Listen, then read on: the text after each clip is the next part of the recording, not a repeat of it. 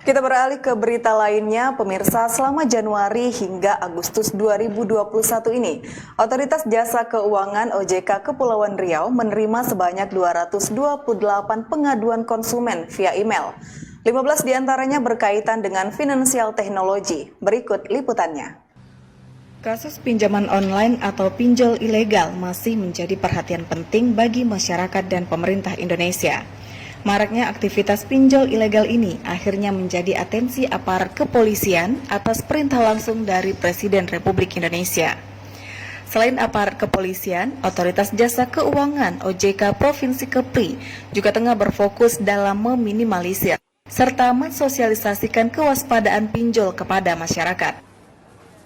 Kepala OJK Provinsi Kepri, Roni Ukartabarus, saat sosialisasi terkait pinjaman online ilegal dengan awak media melalui Zoom meeting mengatakan bahwa OJK Kepri mencatat sedikitnya 228 pengaduan konsumen selama Januari hingga Agustus 2021.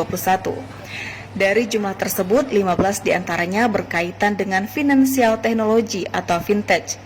Dari 15 pengaduan tersebut, ada 10 pengaduan yang sudah selesai ditangani. 2 pengaduan sedang dalam tahap penanganan pelaku usaha jasa keuangan, serta 2 lainnya sudah ditanggapi oleh perusahaan fintech dan sedang menunggu tanggapan konsumen. Yang berizin. Jadi kalau dia sudah terdaftar dan berizin ini sama-sama dapat beroperasi penuh sebenarnya. Dapat melaksanakan kegiatan operasionalnya secara penuh.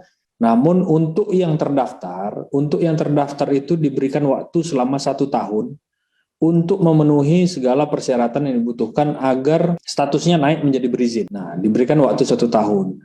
Jika dalam waktu 1 tahun itu perusahaan tersebut tidak dapat memenuhi persyaratan yang artinya ditetapkan, maka perusahaan tersebut akan dicabut tanda terdaftarnya. Maka dia akan keluar dari daftar perusahaan peer-to-peer lending atau pinjol yang legal. Nah, sedangkan untuk yang sudah berizin, itu tidak ada batas waktu atas izin operasionalnya. Tetapi memang tentunya pengawasannya juga tetap akan dilakukan secara ketat oleh OJK, di mana jika diketahui ada permasalahan, maka izin tersebut bisa saja nanti dicabut oleh OJK. Selain itu, Roni menambahkan fintech peer-to-peer lending atau fintech lending yang terdaftar dan berizin tidak akan menggunakan kekerasan ataupun ancaman dalam proses penagihan. Bahkan dalam setiap proses penagihan harus memiliki sertifikasi Asosiasi Fintech Pendanaan Bersama Indonesia atau AFPI. Apabila ada indikasi beroperasinya pinjaman online, masyarakat dapat mengadu melalui Satgas Waspada Investigasi melalui waspadainvestigasi@ojk.go.id. Tim Liputan TV Tanjung Pinang melaporkan dari Batam.